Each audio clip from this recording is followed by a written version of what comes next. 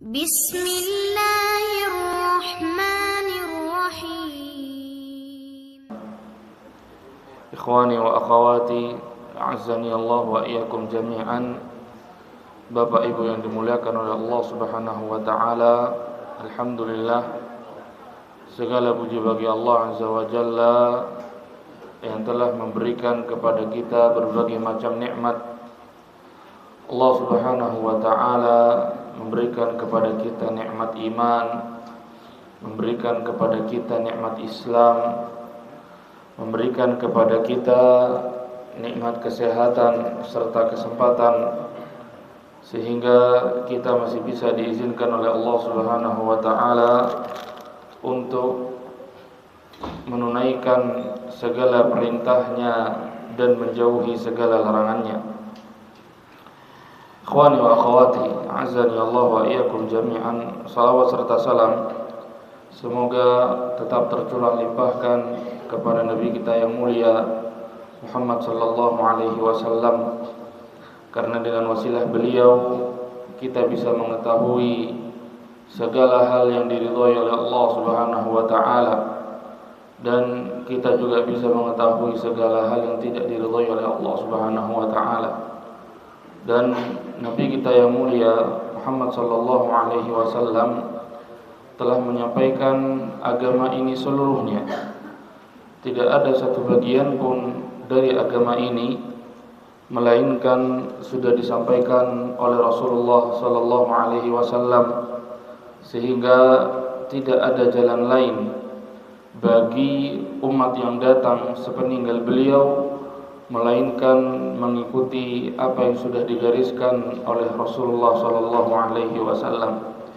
Makanya Allah Subhanahu wa taala menurunkan ayatnya kepada Nabi Muhammad sallallahu alaihi wasallam pada haji wada'.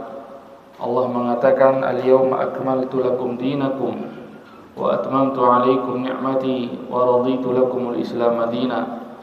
Pada hari ini kata Allah Subhanahu wa taala, aku telah sempurnakan untuk kalian agama kalian. Atmamtu 'alaikum ni'mati, dan aku juga telah sempurnakan untuk kalian nikmatku kepada kalian.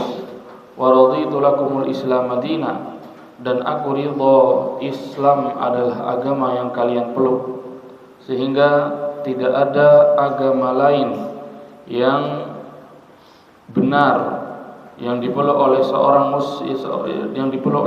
hamba melainkan agama Islam setelah datangnya Rasulullah sallallahu alaihi wasallam.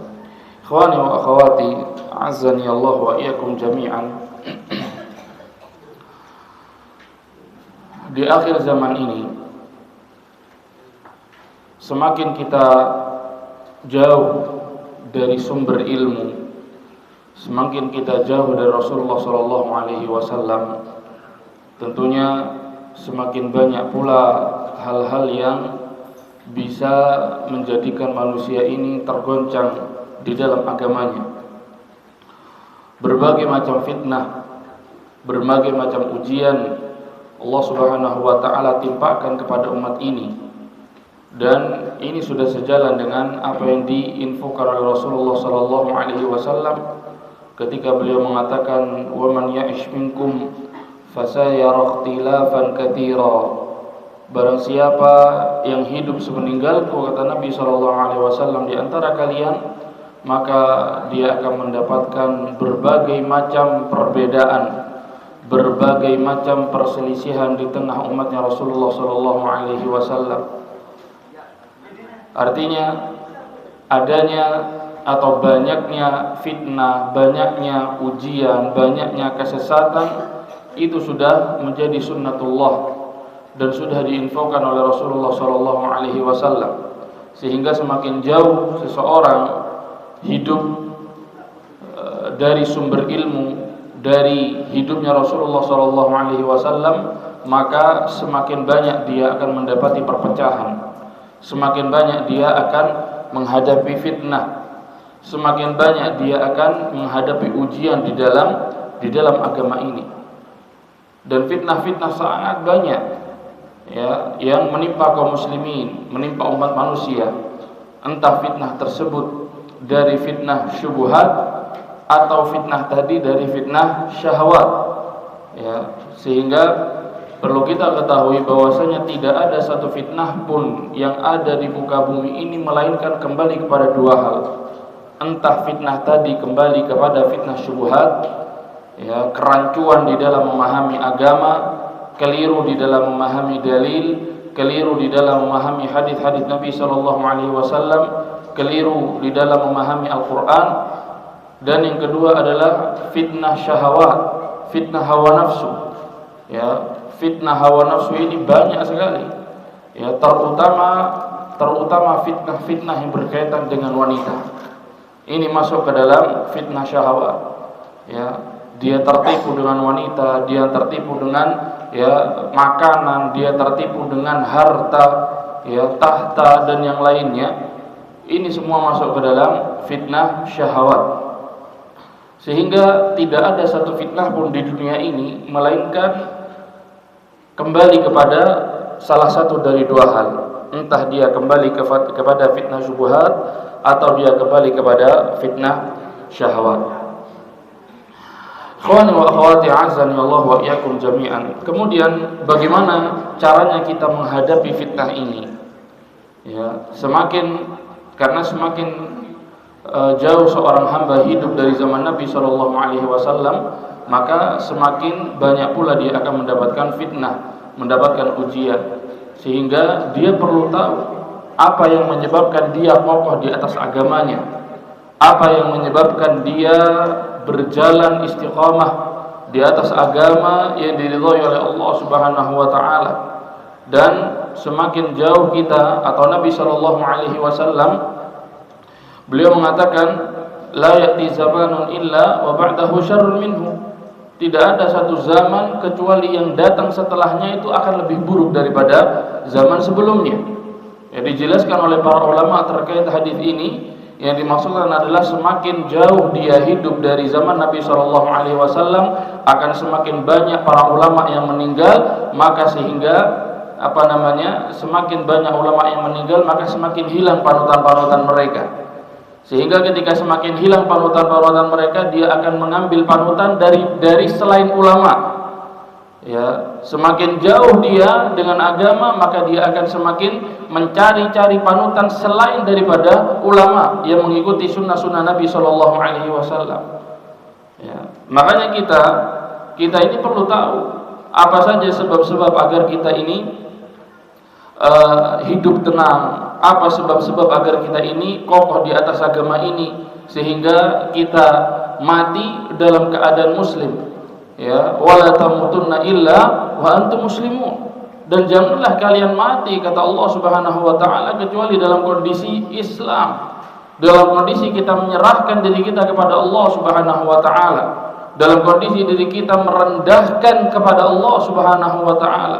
Dalam kondisi kita tawadhu di hadapan Allah Subhanahu wa taala.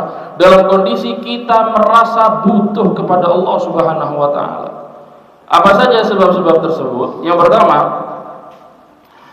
adalah kembali kepada Al-Qur'an. Sebab yang pertama agar kita kokoh di dalam agama ini, kita berjalan istiqamah di atas agama ini, adalah kita kembali kepada Al-Qur'an.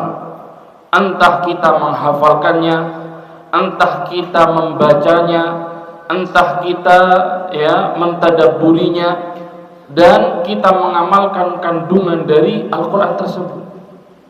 Ya. Karena semakin jauh seseorang dari Al-Qur'an, maka dia akan semakin sempit hatinya. Dia akan semakin jauh dari petunjuk, semakin jauh dari buku pedomannya. Karena Allah Subhanahu wa taala menurunkan Al-Qur'an ini tentunya memiliki tujuan. Allah Subhanahu wa taala menurunkan Al-Qur'an ini tentunya memiliki hikmah. Karena tidak mungkin Allah Azza wa Jalla menurunkan Al-Qur'an tanpa tujuan sedikit pun. Ini sesuatu yang sangat mustahil. Allah Subhanahu wa taala menurunkan Al-Qur'an dengan berbagai macam tujuannya. Di antaranya Allah Subhanahu wa taala di dalam surat Fussilat ayat 44 berfirman, "Qul huwa lilladzina amanu hudan wa shifaa'un walladzina la yu'minuna fi adhanihim waqrun wa huwa 'alaihim 'ama ulaika yunaduna yunadawna min makanin ba'id. Kata Allah Subhanahu wa taala, katakanlah bahwasanya Al-Qur'an ini adalah petunjuk bagi orang-orang yang beriman. Al-Qur'an ini merupakan pengarah, pemberi arah bagi orang-orang yang beriman, sehingga agar kita tidak hilang arah, agar kita tidak bingung di dalam beragama ini, makanya kita harus kembali kepada Al-Qur'an, kembali kepada pedoman kita sebagai seorang muslim, dan tidak ada satupun yang menyelamatkan kita di dunia dan di akhirat melainkan kita kembali kepada Al-Qur'an, kembali kepada firman Allah Subhanahu wa taala, dengan kita membacanya, dengan kita mentadabburinya, dengan kita menjadikan Al-Qur'an ini sebagai zikir, ya, mengulang-ulang bacaan Al-Qur'an, ya, memiliki wirid dari Al-Qur'an, ya, dia mengulang-ulang, dia selalu membacanya, dia memiliki target-target dalam Al-Quran, dia berusaha untuk mentadabburi maknanya, karena ini diantara tujuan-tujuan Allah Subhanahu wa ta'ala menurunkan Al-Quran. Kalau seandainya Al-Quran ini diturunkan tanpa tujuan oleh Allah Subhanahu wa ta'ala, ya, Allah Subhanahu wa ta'ala, maka ini akan bertentangan dengan sifat bijaksana Allah Subhanahu wa ta'ala.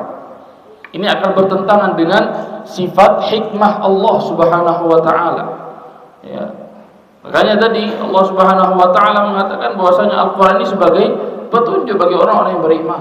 Artinya ketika seseorang tidak mendapatkan petunjuk dari Al-Qur'an, artinya dia belum beriman kepada Al-Qur'an.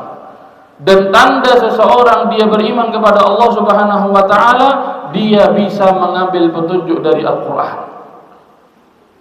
Kemudian di antara dalil yang lainnya, Allah Subhanahu wa taala mengatakan, ya ayyuhan nas qad ja'akum mau'izatun min rabbikum wa shifaa'un lima fis sudur wa hudan wa rahmatan lil mu'minin. Kata Allah Subhanahu wa taala, wahai manusia, sungguh telah datang kepadamu pelajaran, yaitu maknanya adalah Al-Qur'an, dan yang mana pelajaran ini datang dari Allah Subhanahu wa taala. Al-Qur'an ini adalah penyembuh dari segala penyakit yang ada di dalam dada, dan Al-Quran ini merupakan petunjuk serta rahmat bagi orang-orang yang beriman. Di sini Allah Subhanahu wa taala menyebutkan berbagai macam tujuan Allah Subhanahu wa taala menurunkan Al-Quran.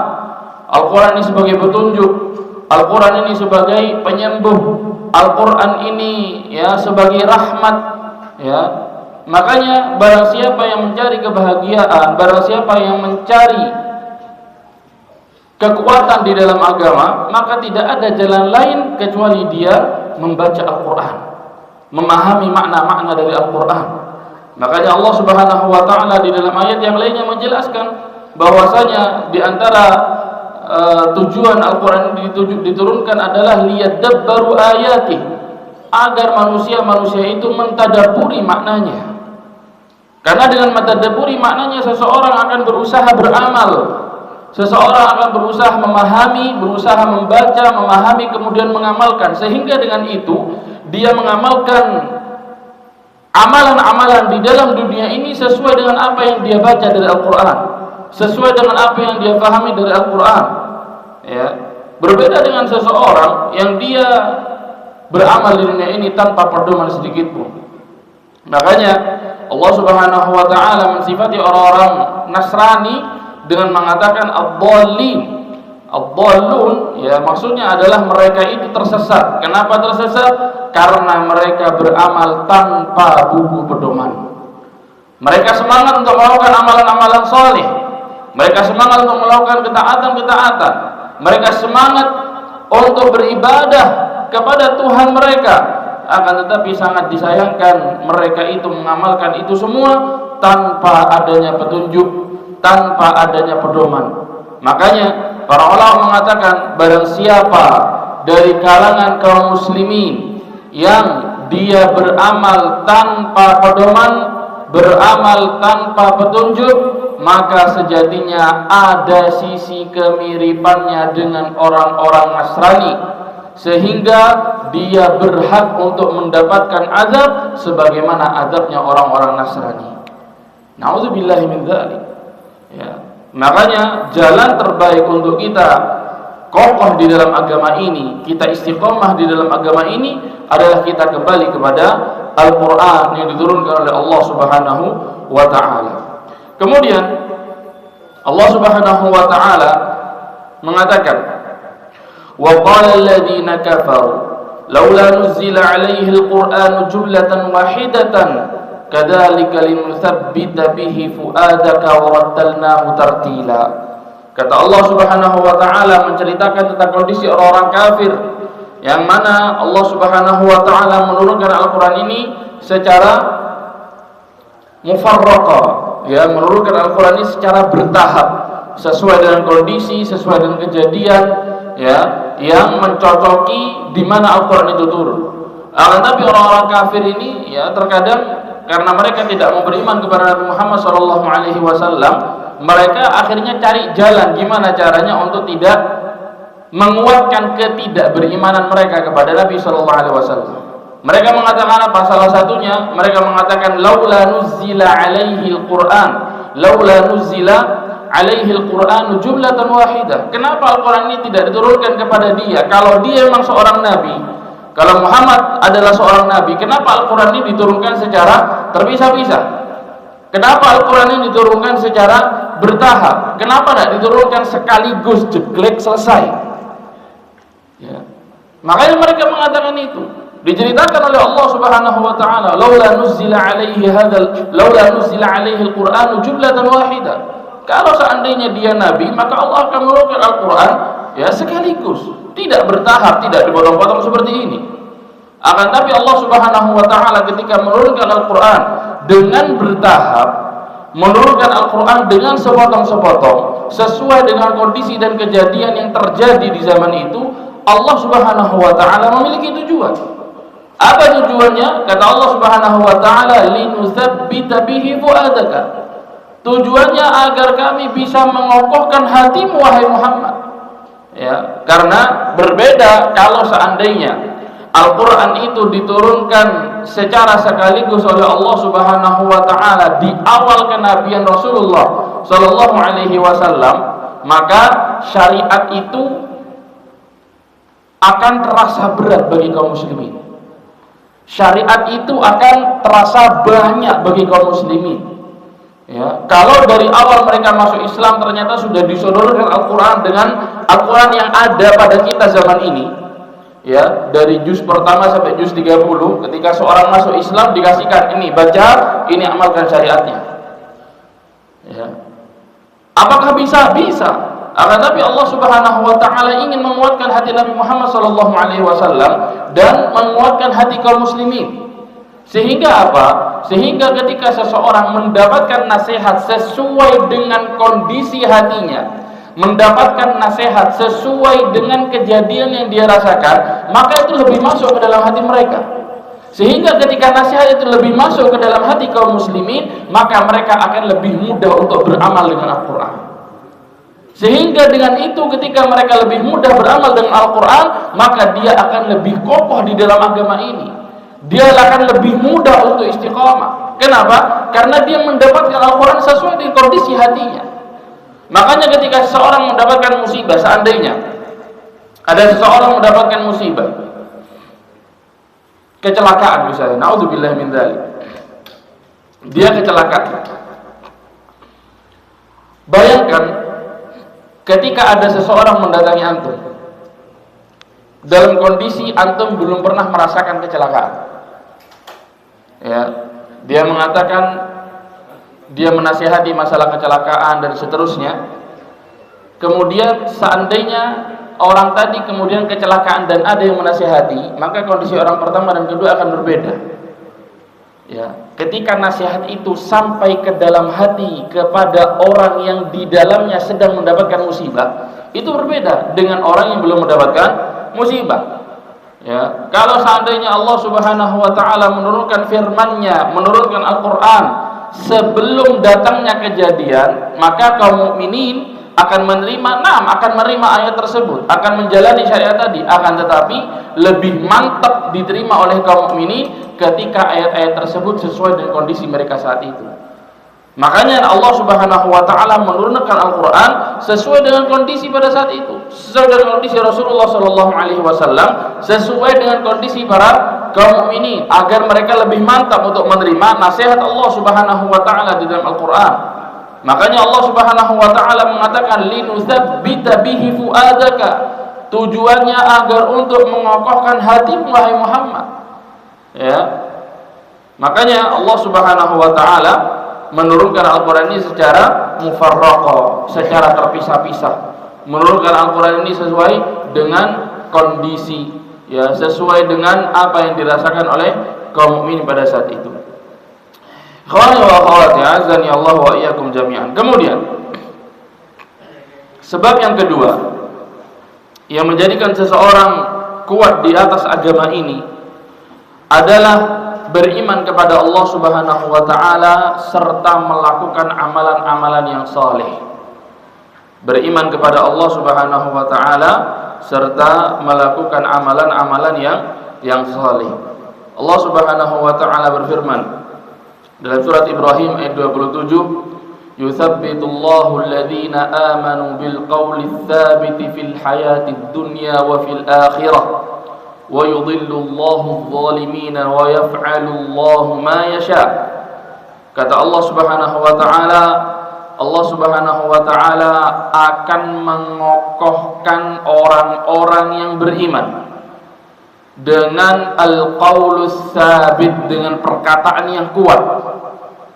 Fil hayatid dunya wa fil akhirah, yang mana perkataan yang kuat ini akan dilakukan atau akan diamalkan oleh orang-orang yang beriman di dunia dan di akhirat. Ya. Wa yudhillullahu adh-dhalimina wa yaf'alullahu ma yasha. Dan Allah Subhanahu wa taala akan menyesatkan siapa yang Dia kehendaki, dan Allah Subhanahu wa taala berbuat sesuai dengan kehendaknya. Di sini Allah Subhanahu wa taala mengatakan dalam ayat ini bahwasanya Allah Azza wa Jalla akan menguatkan hati-hati orang yang beriman. Ya, jadi syarat Allah Subhanahu wa taala menguatkan hati kita adalah kita beriman kepada Allah Subhanahu wa taala. Kita percaya kepada Allah Subhanahu wa taala dengan sebenar-benarnya kepercayaan. Bukan sekedar percaya kemudian kita tidak mengamalkan kepercayaan tersebut. Bukan sekedar beriman kemudian kita tinggalkan keimanan kita, tidak. Akan tetapi ketika kita beriman kemudian kita mengamalkan keimanan kita dengan amalan yang saleh. Dan amalan-amalan yang saleh itu memiliki dua syarat. Ya, amalan yang saleh itu memiliki dua syarat. Yang pertama, amalan tersebut dipersembahkan hanya untuk Allah Subhanahu wa taala. Amalan tersebut dipersembahkan hanya untuk Allah, mengharapkan wajah Allah, mengharapkan keridhaan Allah. Ikhlas kepada Allah Subhanahu wa taala, bukan mengharapkan kepada makhluk. Ya, ketika kita beramal, ketika kita beribadah, agar amalan kita itu termasuk amalan yang saleh, yang pertama syaratnya adalah kita mengikhlaskan amalan tersebut kepada Allah. Kita persembahkan amalan tersebut hanya untuk Allah Subhanahu wa taala, bukan untuk yang lainnya. Ya. Kemudian syarat yang kedua adalah mengikuti apa yang dicontohkan oleh Rasulullah sallallahu alaihi wasallam. Dengan dua syarat ini, maka amalan tersebut akan menjadi amalan yang saleh. Bagaimana jika seandainya sebuah amalan hilang salah satu dari dua syarat ini? Al-Fudail bin Iyad rahimahullahu taala, beliau menjelaskan, seseorang yang beramal dengan ikhlas akan tetapi tidak mengikuti contoh yang dicontohkan oleh Rasulullah sallallahu alaihi wasallam, maka amalannya tertolak. Begitu pula seseorang ketika dia tidak ikhlas atau ketika dia melakukan amalan mengikuti metodenya Nabi sallallahu alaihi wasallam tapi dia tidak ikhlas, dia melakukan amalan tersebut tujuannya untuk kepada selain Allah Subhanahu wa taala, maka amalan dia pun akan tertolak. Kapan amalan dia akan diterima oleh Allah Subhanahu wa taala? Ketika amalan tersebut mengumpulkan dua syarat. Dia ikhlas amalan tadi, dia persembahkan kepada Allah Subhanahu wa taala, kemudian yang kedua amalan tersebut dia lakukan sesuai dengan apa yang dicontohkan oleh Rasulullah sallallahu alaihi wasallam. Baru amalan tadi menjadi amalan yang saleh. Ya. Di sini ketika Allah tadi Subhanahu wa taala menyebutkan dalam surat Ibrahim, "Yutsabbitullahu alladziina aamanu" Yutsabbitullahu alladziina aamanu bil qawli tsabiti fil hayatid dunya wa fil akhirah. Allah Subhanahu wa taala mengokohkan orang-orang yang beriman dengan perkataan yang kuat. Di sini disebutkan oleh Qatadah rahimahullahu taala, pengokohan kalimat di dunia itu maksudnya adalah dengan kebaikan dan amalan yang saleh. Ketika seseorang selama di dunia dia dimudahkan untuk melakukan kebaikan, dimudahkan untuk melakukan amalan yang saleh, dimudahkan untuk melakukan ketaatan kepada Allah Subhanahu wa taala, bahkan mungkin dia rindu ya untuk melakukan ketaatan demi ketaatan, maka insya Allah orang ini adalah orang-orang ya yang dikuatkan kakinya di muka bumi ini oleh Allah Subhanahu wa taala. Dia diinginkan kebaikan darinya oleh Allah Subhanahu wa taala, sehingga dia mudah untuk melakukan amalan-amalan ketaatan. Dia mudah untuk melakukan amalan-amalan yang saleh. Berbeda dengan seseorang ya, kalau seandainya di dunia dia berat untuk melakukan salat, dia berat untuk melakukan ketaatan, dia berat untuk melakukan amalan-amalan ya yang saleh, maka hati-hati, bisa jadi Allah Subhanahu wa taala sedang tidak menginginkan kebaikan dari kita. Apa yang harus kita lakukan? Kita bertaubat kepada Allah, kita beristighfar kepada Allah Subhanahu wa taala agar Allah Subhanahu wa taala memberikan kebaikannya kepada kita, sehingga kita dimudahkan oleh Allah Subhanahu wa taala untuk melakukan ketaatan-ketaatan, melakukan amalan-amalan yang saleh, melakukan segala macam kebaikan yang ada di muka bumi ini. Dan kita berdoa kepada Allah Subhanahu wa taala agar kita diberikan kesempatan oleh Allah Subhanahu wa taala untuk melakukan setiap kebaikan di dalam agama ini meskipun hanya satu kali. Karena terkadang kita tidak bisa untuk melakukan seluruh kebaikan yang ada di muka bumi ini. Akan tapi paling tidak minimal ada kebaikan-kebaikan yang kita tidak bisa melakukan secara terus-menerus, minimal kita bisa lakukan satu kali, cukup. Sehingga kita ditulis oleh Allah Subhanahu wa taala termasuk orang-orang yang melakukan segala macam kebaikan di muka bumi ini. Ya. Makanya kata Qatadah tadi, "Ammal hayatud dunya fa yuthabbituhum bil khairi wal amali shalih." Adapun penguatan perkataan di dunia, maksudnya kata beliau adalah dia dimudahkan untuk melakukan kebaikan dan dia dimudahkan untuk melakukan amalan-amalan yang saleh. Bagaimana dengan di akhirat? Tadi Allah Subhanahu wa taala mengatakan yutsabbitullahu alladziina aamanu bil qawli tsabiti fil hayatid dunya wa fil akhirah. Allah menguatkan orang-orang yang beriman dengan perkataan yang kuat, perkataan yang kokoh di dunia dan di akhirat. Di akhirat maksudnya di mana? Di akhirat itu maksudnya adalah di alam kubur. Di akhirat itu maksudnya adalah di alam kubur. Diberikan kekuatan oleh Allah Subhanahu wa taala, diberikan ketetapan hati oleh Allah Subhanahu wa taala dengan dia bisa menjawab pertanyaan-pertanyaan malaikat di alam kubur. Ketika malaikat nanti datang kepada kuburan salah seorang dari kita ketika sudah meninggal, dia akan bertanya tentang 3 pertanyaan. Dia akan bertanya tentang siapa Tuhanmu, dia akan bertanya tentang siapa nabimu, dia akan bertanya tentang agama Islam yang kita peluk. Orang-orang yang beriman, dia akan menjawab itu dengan mudah. Ketika dia ditanya madinuka, dia mengatakan dinil Islam, agamaku adalah agama Islam. Ketika dia ditanya man rabbuka, siapa Tuhanmu, dia akan mengatakan Rabbi Allah, Tuhanku adalah Allah. Ketika dia ditanyakan man nabiyuka, ditanya siapa nabimu, Nabi Muhammad sallallahu alaihi wasallam, kita akan mudah menjawab itu.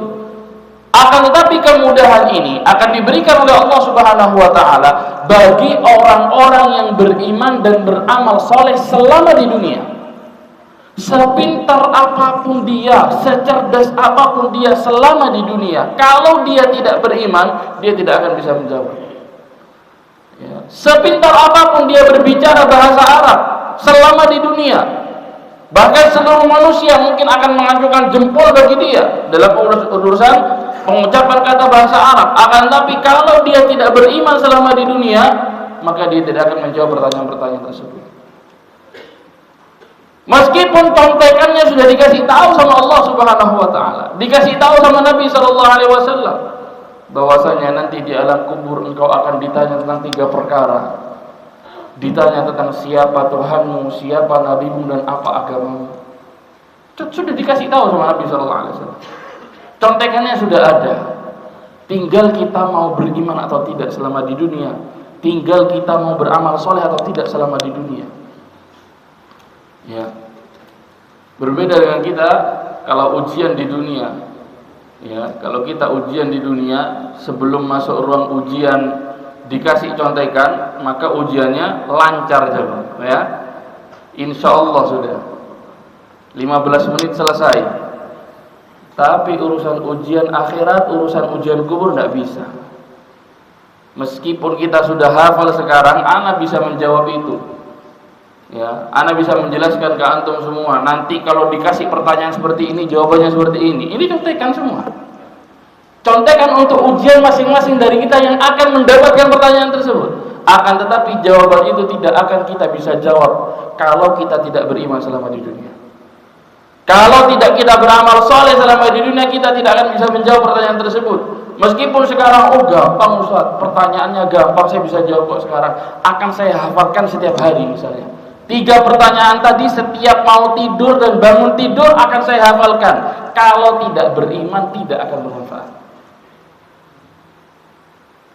Di dunia saja terkadang sesuatu yang biasa kita hafal kita lupa. Berapa kali kita dapati imam lupa Al-Fatihah? Ya atau tidak? Al-Fatihah minimal 1 hari 17 kali dia baca. Terkadang kita dapati imam lupa Al-Fatihah. Dia terkadang lupa surat-surat di juz 30. Qul huwallahu ahad, kadang dia lupa, bingung. Itu gambarannya. Kalau di dunia saja sesuatu yang biasa kita hafal terkadang kita lupa, maka di akhirat akan lebih mudah itu. Akan lebih mudah terlupakan kalau kita tidak beriman selama di dunia. Kalau kita tidak beramal soleh selama di dunia. Ya, makanya syarat untuk kita bisa mendapatkan al-qaulus tsabit, perkataan yang kuat untuk nanti kita di akhirat ketika di alam kubur mendapatkan pertanyaan dari malaikat, syaratnya adalah kita beriman kepada Allah Subhanahu wa taala. Maka dalam ayat ini tadi Allah mengatakan yusabbitullahu alladhina amanu. Allah akan mengokohkan bagi orang-orang yang beriman. Orang yang tidak beriman tidak dikokohkan oleh Allah Subhanahu wa taala. Di dunia dia akan diselewengkan oleh Allah Subhanahu wa taala dari mengikuti jalan yang benar. Di akhirat dia akan dijadikan tidak bisa menjawab tentang pertanyaan kubur. Makanya Nabi SAW menceritakan dalam hadisnya, seseorang yang di dalam kehidupan dunianya dia tidak beriman kepada Allah Subhanahu wa taala, tidak beriman kepada Rasul sallallahu alaihi wasallam, dan dia tidak beramal dengan keimanan tersebut, maka dia tidak bisa menjawab. Ketika dia ditanya man rabbuka, dia mengatakan la adri. Aku enggak tahu. Sami'tun nasa yaquluna faqultuha. Aku hanya mendengar manusia mengatakan sesuatu di dunia, aku hanya mengikuti saja. Ditanya tentang siapa Tuhanmu, ditanya tentang siapa nabimu, dia juga mengatakan la adri, aku tidak tahu. Karena aku hanya mengikuti perkataan manusia selama di dunia, hanya ikut-ikutan, tidak beriman dengan hatinya. Apa yang terjadi? Maka dia akan dipukul oleh palu yang disiapkan oleh Allah Subhanahu wa taala yang dipegang oleh malaikat, sehingga dia akan terpecah belah seluruh badannya selama di kuburan pada saat itu. Dikembalikan lagi badannya oleh Allah Subhanahu wa taala.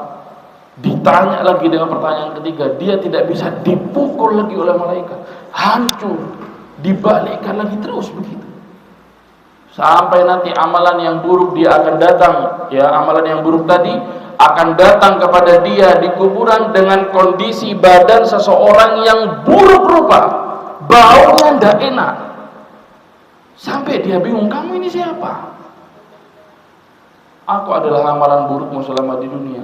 dan amalan buruk ini akan menemani dia sampai hari kiamat yang besar terjadi.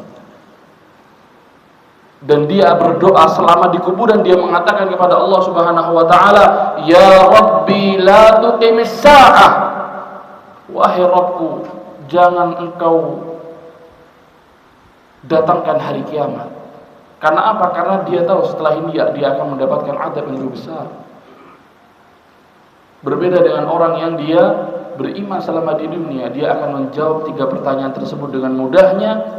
Kemudian Allah Subhanahu wa taala akan mendatangkan amalan-amalan solehnya selama di dunia sebagai seorang manusia yang indah, yang harum, yang wangi, lebih wangi dan lebih indah dari apa yang dia lihat selama di dunia. Kemudian dia terus berdoa kepada Allah, "Ya Rabbi aqimis sa'ah."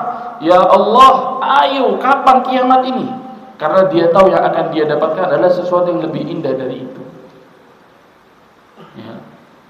Ini kondisi orang yang beriman dan orang-orang yang tidak beriman. Kemudian Allah Subhanahu wa taala juga berfirman dalam surat An-Nisa ayat 66, "Walau anna katabna 'alaihim an iqtulu anfusakum aw ikhruju min diyarikum ma fa'aluhu illa qalilun minhum walau annahum fa'alu ma yu'aduna bihi lakana khairan lahum wa ashadda tathbita." Kata Allah Subhanahu wa taala menceritakan orang-orang yang munafik, orang-orang yang tidak beriman kepada Allah Subhanahu wa taala, kalau seandainya kami merintahkan kepada mereka, "Aniqtulu anfusakum," bunuhlah diri-diri kalian, "aw ikhruju min diyarikum," atau keluarlah kalian dari negeri kalian, "ma fa'aluhu illa qalilun minhum," tidak akan ada yang mengamalkan perintah tersebut kecuali sedikit sekali dari mereka. "Walau annahum fa'alu ma yu'aduna bihi lakana khairan lahum," kalau seandainya mereka melakukan apa yang diperintahkan kepada mereka, lakana khairan lahum, maka ini merupakan kebaikan dari mereka untuk mereka, wa ashadda tathbita, dan akan menambah kekokohan mereka di dalam beragama. Ya, artinya syarat untuk kita kokoh di dalam agama ini adalah kita mentaati perintah-perintah Allah dan menjauhi larangan-larangan Allah, dan itu yang dinamakan taqwa. At-taqwa sebagaimana disebutkan oleh Talq bin Habib rahimahullahu taala, beliau mengatakan, "At-taqwa an ta'mala bi ta'atillahi 'ala nurin minallahi tarju thawaballah." Takwa itu adalah engkau mengamalkan ketaatan kepada Allah Subhanahu wa taala di atas cahaya ilmu dari Allah Subhanahu wa taala, yang dengan itu engkau mengharapkan balasan dan pahala dari Allah Subhanahu wa taala. Wa an tatruka ma'siyatallahi 'ala nurin minallahi takhafu 'iqaballah. Takwa itu adalah engkau meninggalkan larangan-larangan Allah, meninggalkan kemaksiatan kepada Allah Subhanahu wa taala, 'ala nurin minallah, di atas cahaya ilmu dari Allah, takhafu 'iqaballah, yang mana dengan itu engkau merealisasikan rasa takutmu kepada azab yang disiapkan oleh Allah Subhanahu wa taala. Ini takwa sebenarnya. Ya, kita mengamalkan perintah-perintah Allah dengan harapan kita mendapatkan balasan kebaikan dari Allah, mendapatkan balasan pahala dari Allah, kemudian kita menjauhi kemaksiatan kepada Allah Subhanahu wa taala agar kita tidak mendapatkan murka dari Allah Subhanahu wa taala. Di sini disebutkan, wa kana an-nabiy sallallahu alaihi wasallam yudawimu 'ala al-a'mali as-salihah wa kana ahabbul a'mali ilaihi adwamuhu wa in qalla wa kana ashabuhu idza 'amilu 'amalan athbatu. Nabi sallallahu alaihi wasallam selalu melakukan amalan soleh secara kontinu, terus menerus.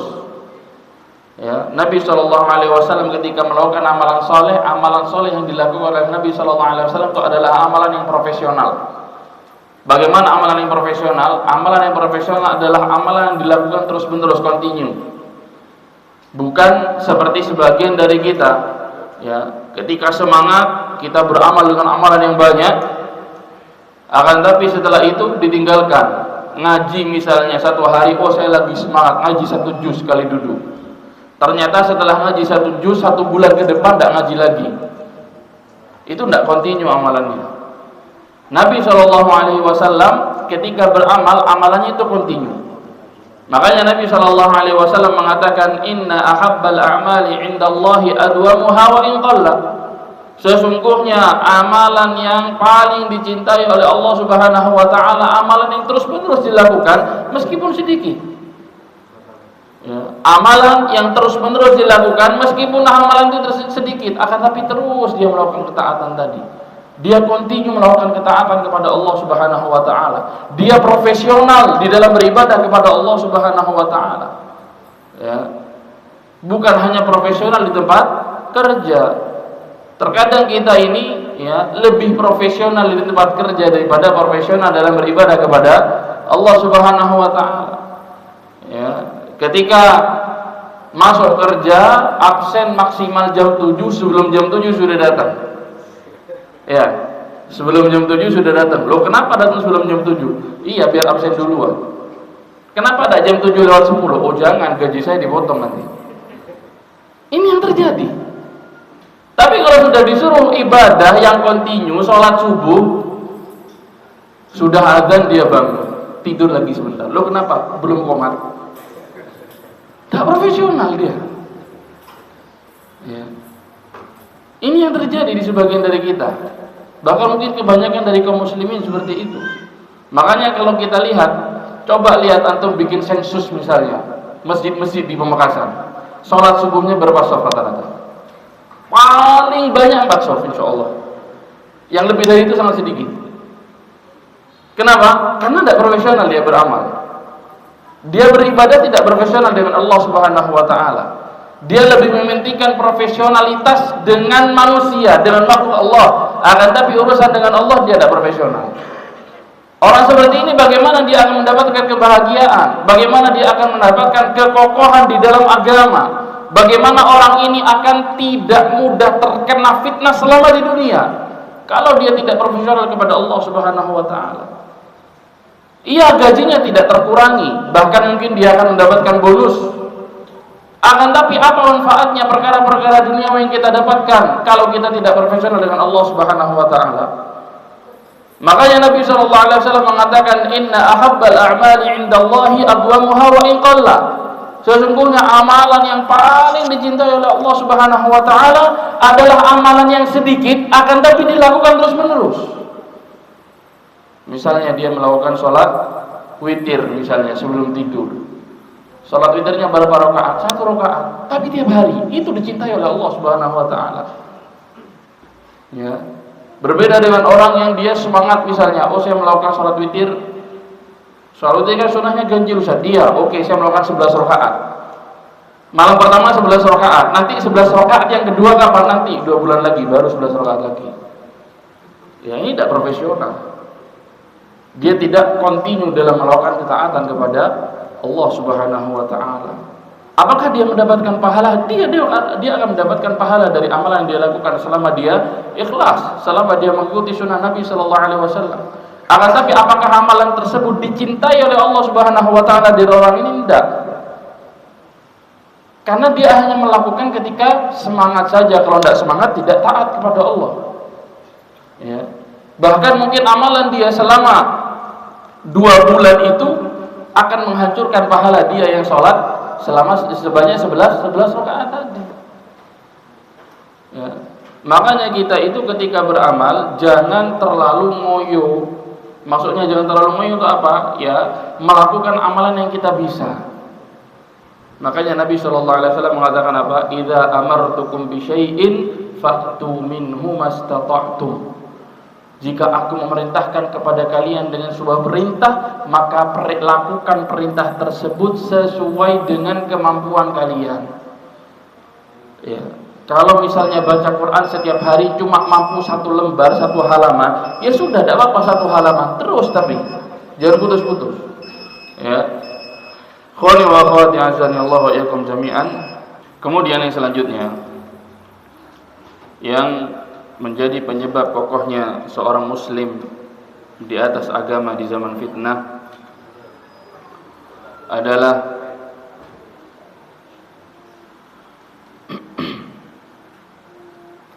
tadabburu qasasil anbiya'i wa dirasatuha lit-ta'assi wal 'amali, mentadabburi kisah-kisah para nabi serta mempelajarinya dengan tujuan mencontoh dan mengamalkan. Ya, jadi kalau kita membaca kisah-kisah para nabi, membaca kisah-kisah para rasul, membaca kisah-kisah orang-orang saleh yang hidup sebelum kita, maka ketika kita membacanya jangan hanya sekedar menjadi wawasan, jangan hanya sekedar menjadi teman sebelum tidur.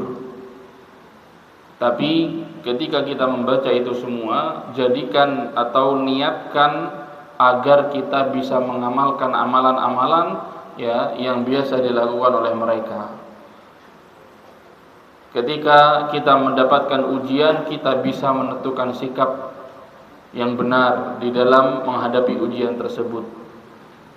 Karena terkadang kalau kita membaca kisah-kisah para nabi, membaca kisah-kisah para rasul, membaca kisah-kisah orang-orang saleh, maka kita akan dapati bahwasanya ujian yang kita dapati di zaman ini selama di dunia itu tidak ada apa-apanya dibandingkan ujian yang dihadapi oleh para nabi dan rasul, yang dihadapi oleh orang-orang soleh di zaman dahulu kala. Sehingga Sehingga ketika kita berusaha mengamalkan atau menentukan sikap di dalam menghadapi ujian, fitnah dan cobaan yang kita rasakan selama di dunia, kita tidak salah jalan, dan kita juga akan lebih bersabar menghadapi ujian yang diberikan oleh Allah Subhanahu wa taala. Karena kita tahu bahwasanya ujian yang saya rasakan ini tidak sama, jauh sekali levelnya dengan ujian yang dirasakan oleh orang-orang saleh, dirasakan oleh para nabi. Makanya Allah Subhanahu wa taala berfirman kepada Nabi Muhammad sallallahu alaihi wasallam, "Wa kullan naqussu 'alaika min anba'ir rusuli ma nuthabbitu bihi fuadaka." Dan kami kisahkan, kata Allah Subhanahu wa taala, kabar-kabar rasul sebelum kedatanganmu. Jadi Allah Subhanahu wa taala mengkisahkan kisah-kisah rasul sebelum kedatangan Nabi Muhammad SAW. Diceritakan itu semua oleh Allah Subhanahu wa taala kepada Nabi Muhammad. Bagaimana ngeyelnya mereka, bagaimana mereka tidak mau taat kepada nabinya, yang akhirnya kemudian Allah azab mereka dengan berbagai macam azab karena kemaksiatan dan kengeyelan yang mereka lakukan kepada nabi-nabi mereka. Sehingga itu menjadi peringatan bagi Nabi Muhammad, menjadi peringatan bagi kita agar kita tidak jatuh kepada permasalahan yang sama. Apa masalahnya? Kalau misalnya kita jatuh kepada permasalahan yang sama, kepada kemaksiatan yang sama, bisa jadi Allah Subhanahu wa taala akan mengadab kita sebagaimana Allah mengadab kaum-kaum sebelum kita. Itu pelajarannya. Begitu pula ketika Nabi Shallallahu Alaihi Wasallam dicaci, dimaki, diceritakan oleh Allah Subhanahu Wa Taala kepada Nabi Muhammad tentang kisahnya Nabi Nuh, bagaimana beliau dicaci dan seterusnya. Tujuannya apa? Agar Nabi Shallallahu Alaihi Wasallam lebih sabar. Makanya ketika kita membaca tafsir-tafsir yang menceritakan kisah-kisah para nabi yang diceritakan oleh Allah Subhanahu Wa Taala dalam Al-Quran, para ulama tafsir itu rata-rata mereka mengatakan dalam permasalahan ujian cobaan, mereka mengatakan ini diceritakan oleh Allah kepada Nabi Muhammad tasliyatan lahu, sebagai penenang bagi Nabi Muhammad SAW.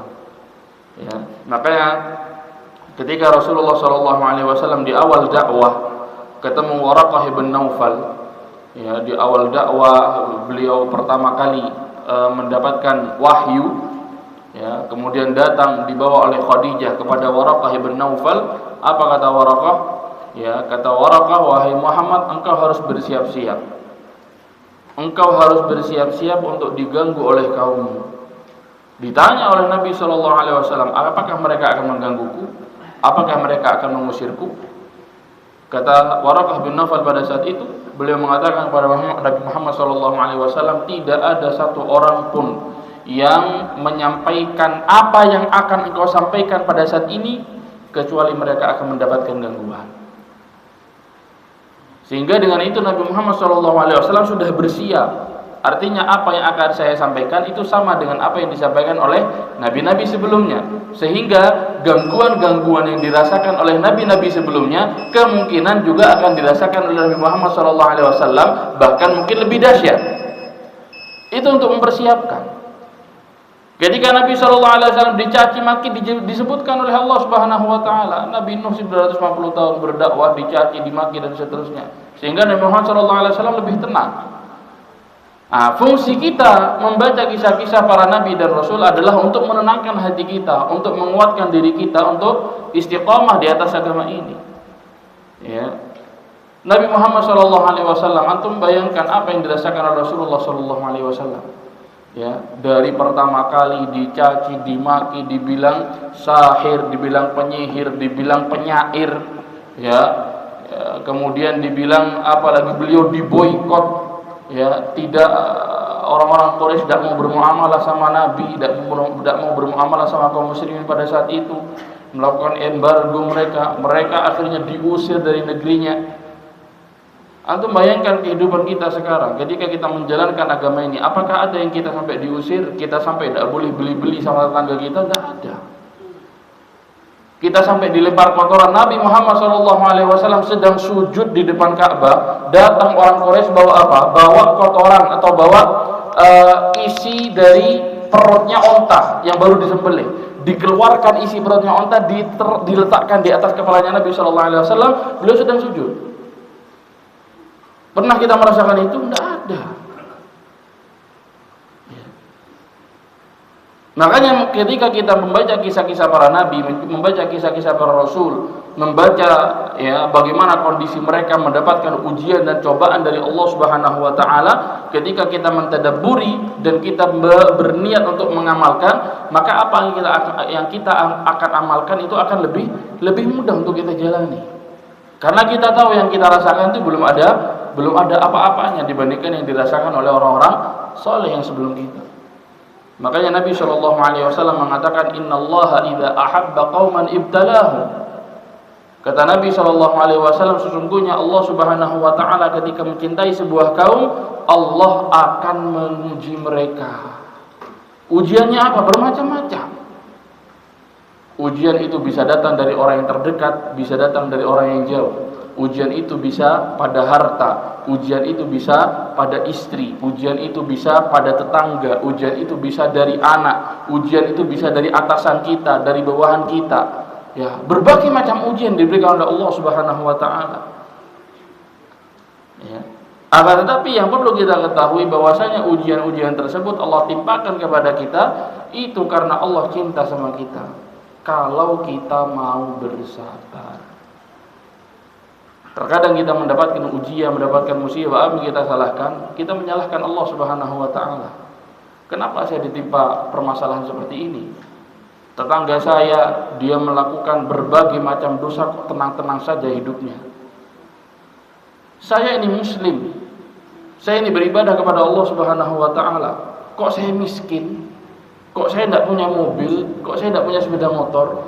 Orang-orang kafir dia kufur kepada Allah Subhanahu wa taala, ternyata tokonya banyak, mobilnya banyak, pembantunya banyak. Itu ujian ditimpakan oleh Allah Subhanahu wa taala. Ya. Sehingga kita merasa bahwasanya ujian-ujian tersebut sesuai dengan hikmah, sesuai dengan maha kebijaksanaan Allah Subhanahu wa taala. Sehingga kita menghadapi ujian tadi ya dengan hati yang tenang. Kita meyakini bahwasanya ini datang untuk menguji saya, tujuannya agar saya ini naik tingkat di hadapan Allah Subhanahu wa taala. Tujuannya agar dosa-dosa saya dibersihkan oleh Allah Subhanahu wa taala. Makanya kata Nabi SAW dalam hadis yang artinya akan Allah Subhanahu wa taala akan terus memberikan ujian kepada para hambanya sampai nanti dia ketemu dengan Allah Subhanahu wa taala dalam kondisi sudah bersih. Dosa-dosa yang dia lakukan selama di dunia sudah terbersihkan dengan musibah-musibah dan ujian-ujian yang dia rasakan selama di dunia. Ya. Makanya seseorang ketika dia bersabar ketika mendapatkan ujian, maka dia termasuk orang yang terbaik. Dan seluruh perkara orang mukmin itu baik. Nabi SAW mengatakan, "Ajaban li amril mu'min, inna amrahu kullahu khair." Menakjubkan kondisi seorang mukmin, kata Nabi SAW. Karena sesungguhnya perkara yang dirasakan oleh setiap mukmin itu adalah kebaikan bagi dia. In asabathu sarra'u syakar fakana khairan lah. Kalau seandainya dia mendapatkan kebaikan, dia bersyukur kepada Allah Subhanahu wa taala dan itu kebaikan untuk dia. Wa in asabathu dharra'u sabar fakana khairan lah. Kalau dia mendapatkan madarat, mendapatkan ujian, mendapatkan cobaan, dia bersabar dan itu merupakan kebaikan bagi dia. Akan tapi Nabi SAW memberikan peringatan di akhir hadis tersebut dengan mengatakan wala yakunu dzalika illa lil mu'min. Akan tapi kondisi tersebut tidak akan terjadi kecuali bagi seseorang yang beriman kepada Allah Subhanahu wa taala. Kemudian yang keempat, agar kita kokoh di atas agama ini adalah ad-du'a, berdoa kepada Allah Subhanahu wa taala. Kita ini selama di dunia jangan sok. Kita ini jangan merasa tidak butuh kepada Allah Subhanahu wa taala. Kita ini bukan siapa-siapa. Kita ini diciptakan oleh Allah Subhanahu wa taala untuk beribadah kepada Allah Subhanahu wa taala. Dan di antara ibadah yang paling inti adalah kita berdoa kepada Allah Subhanahu wa taala. Makanya Nabi SAW mengatakan ad-du'a'u huwal ibadah. Doa itu adalah hakikat ibadah. Doa itu adalah hakikat ibadah. Ya. Makanya ketika kita berdoa kepada Allah Subhanahu wa taala, dengan itu kita menunjukkan bahwasanya kita ini butuh kepada Allah. Kita menunjukkan bahwasanya ini kita bukan siapa-siapa di hadapan Allah. Kita menunjukkan bahwasanya kita ini tidak bisa melakukan apapun kecuali dengan pertolongan Allah Subhanahu wa taala. Makanya Nabi SAW mengatakan ihris ala ma yanfa'uka wasta'in billahi wa la ta'jiz. Bersemangatlah untuk mendapatkan sesuatu yang bermanfaat untukmu. Kemudian Nabi mengatakan wasta'in billah, dan minta bantuan kepada Allah Subhanahu wa taala. Minta pertolongan kepada Allah Subhanahu wa taala. Karena kita ini bukan siapa-siapa. Allah Subhanahu wa taala sangat tidak butuh kepada kita. Di dalam sebuah hadits qudsi, Allah Subhanahu wa taala mengatakan, kalau seandainya seluruh manusia yang hidup di muka bumi ini, hati mereka beriman sebagaimana imannya Nabi Muhammad, kanu ala imani qalbi wahidin minkum, misal seluruh manusia beriman kepada Allah dan keimanannya tingkatannya seperti keimanan Nabi Muhammad SAW. Apa kata Allah Subhanahu wa taala? Ma zada dzalika fi mulki syai'an. Keimanan tersebut yang mereka lakukan, yang dilakukan oleh manusia dari yang awal sampai yang akhir, itu sama sekali tidak akan menambah kerajaanku sedikit pun, kata Allah Subhanahu wa taala. Kalaupun seandainya seluruh manusia mereka kekufurannya sama seperti kekufurannya Abu Jahal, ala afjari qalbi rajulin minkum, seluruh manusia mereka kufur seperti kufurnya Abu Jahal, semuanya tidak terkecuali. Apa kata Allah Subhanahu wa taala? Ma naqasa dzalika min mulki syai'an. Kekufuran tersebut tidak akan mengurangi kerajaanku sedikit pun. Menunjukkan apa? Allah Subhanahu wa taala tidak butuh sama kita. Justru kita yang butuh kepada Allah Subhanahu wa taala. Makanya dalam segala lini kehidupan kita, hendaknya kita jangan lupakan Allah Subhanahu wa taala. Dan di antara doa yang diajarkan oleh Rasulullah SAW dan sering dilantunkan oleh beliau kepada Allah Subhanahu wa taala adalah meminta ketetapan hati. Allahumma ya muqallibal qulub, tsabbit qalbi ala dinik, wa ya musarrifal qulub, sarrif qalbi ala ta'atik. Wahai zat yang membolak-balikan hati, tsabbit qalbi ala dinik, tetapkan hatiku ini agar selalu berada di atas agamamu. Wa ya musarrifal qulub, wahai zat yang maha menyelewengkan hati, sarrif qalbi ala ta'atik, arahkan hatiku ini agar selalu taat kepadamu. Kemudian yang terakhir, yang kelima, zikrullah, senantiasa berzikir kepada Allah Subhanahu wa taala. Dan zikir ini ya merupakan salah satu sebab terbesar kita dikokohkan di atas agama kita oleh Allah Subhanahu wa taala. Bagaimana Allah Subhanahu wa taala ketika menggabungkan antara zikir dengan pertemuan dengan musuh. Di dalam firman Allah Subhanahu wa taala dalam surat Al-Anfal ayat 45, Allah mengatakan, ya ayyuhalladzina amanu idza laqitum fi'atan fathbutu. Wahai orang-orang yang beriman, jika kalian bertemu dengan pasukan musuh, maka kokohkanlah kaki kalian.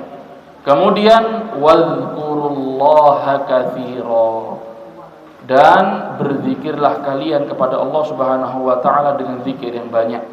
La'allakum tuflihun, mudah-mudahan engkau mendapatkan kemenangan. Sehingga Allah Subhanahu wa taala dalam ayat ini menggabungkan ya antara jihad dengan zikir, dan di antara yang bisa mengokohkan seseorang dalam permasalahan jihad dan yang lainnya adalah dia berbanyak zikir kepada Allah Subhanahu wa taala. Ikhwani wa akhwati azani Allah wa iyyakum jami'an, mungkin ini yang bisa saya sampaikan pada kesempatan kali ini. Sebenarnya masih ada 5 poin lagi, cuma waktunya tidak cukup. Ya, insyaallah lain waktu. Nah, jika ada yang ingin ditanyakan yang berkaitan dengan materi, maka dipersilakan. Kalau Anda bisa menjawab, Anda jawab. Kalau tidak bisa jawab, wallahu a'lam bishawab.